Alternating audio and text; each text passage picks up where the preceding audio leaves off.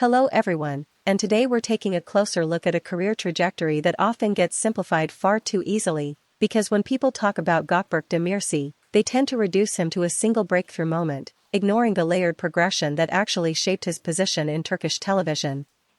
His rise through the daily drama format, especially with Yamin, did not simply hinge on popularity but on endurance, consistency, and the ability to sustain emotional tension across hundreds of episodes, which is a very different discipline compared to primetime series.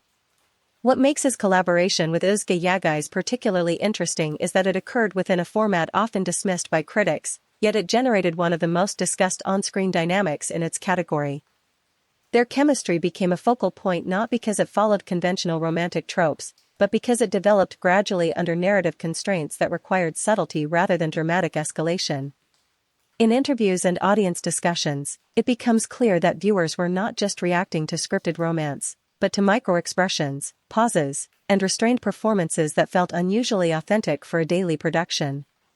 At the same time, when Yagay exited the project and transitioned to different roles, including more mainstream productions, the divergence in their career paths sparked ongoing comparisons about range, ambition, and industry positioning.